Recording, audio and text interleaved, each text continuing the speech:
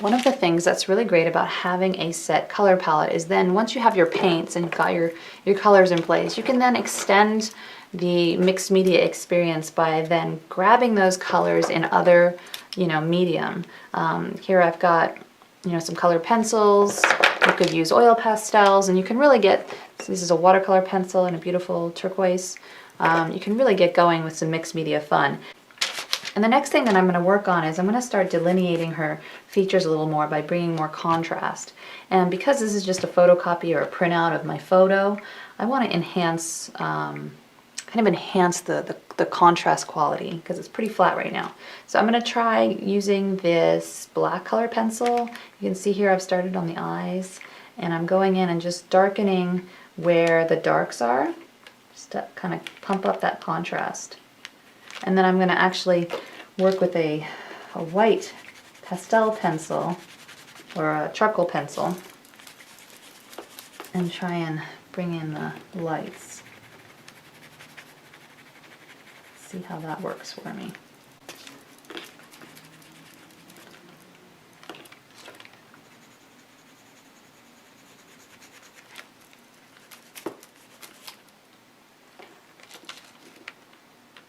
You could also use a brush and a little bit of the white and dry brush light onto the skin. That actually might be what I do.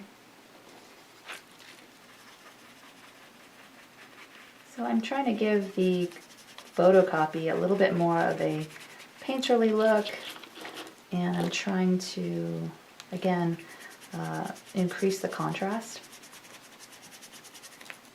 and create a little bit more interest here. I'm using a little bit of paint and there's no water.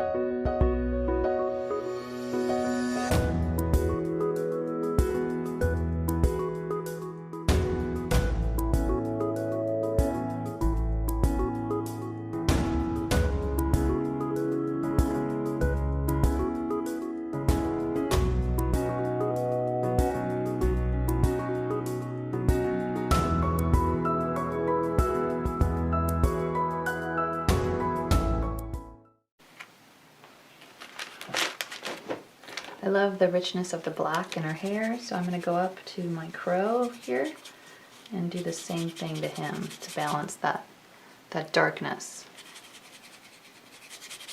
And again, you can tell I'm not after perfection here. I kind of want it to look a little bit rough. I don't want everything to be perfect. I actually like that about Dominique's work, is that it has some beautiful imperfection to it. I really enjoy that.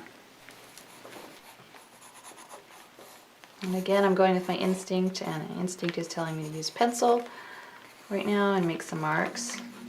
So I'm kind of allowing that to happen. And again, as I make marks in one area, I want to make marks in other areas for that, to create that harmony.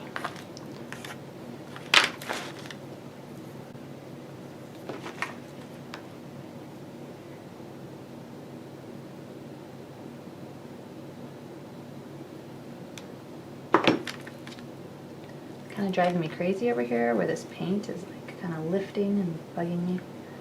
So I'm trying to find a happy place with it. So I'm just going to add in some clear gesso over this area that's kind of giving me trouble. I might as well do it over here as well. And so what the clear gesso is going to do is it's going to give me a little more tooth to work with. And that will probably help me be able to add a little more contrast without it slipping around everywhere. I'm going to go ahead and do the same on her face up here.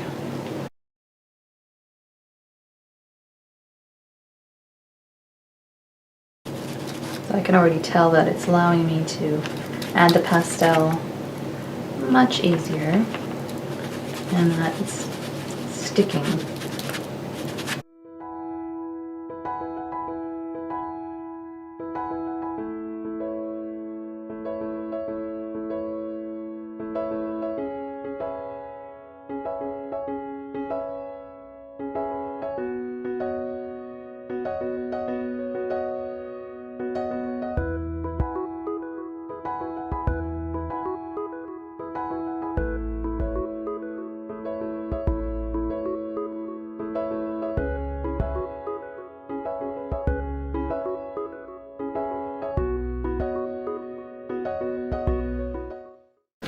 Okay, I'm going to go over to the other half of the piece and work on Grace's face over here. Now she's got that nice gesso on there that gives me a nice tooth to work with. So I'm going to go ahead and add in some of the lights.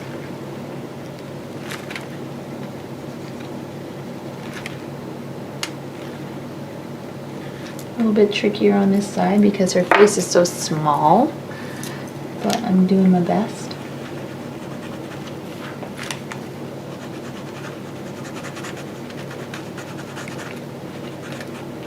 Just trying to give her face a little bit more dimension by adding in those lights.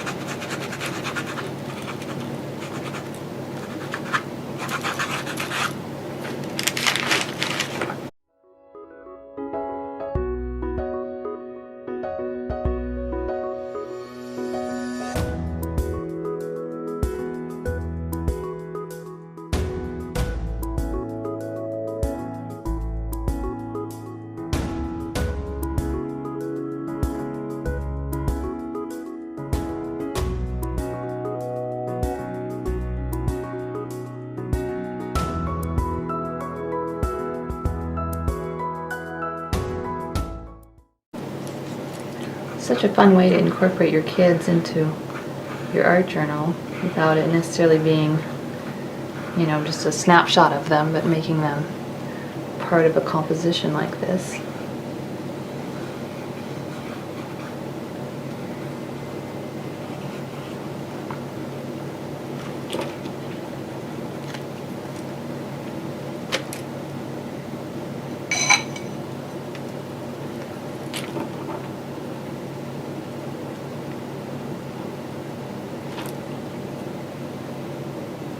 I know the first thing that she's going to say is, "Mom, I don't have black hair." I know she's going to say that. It's so funny. But I can say, it's all right. Black hair worked for this piece. Right? It's creative license.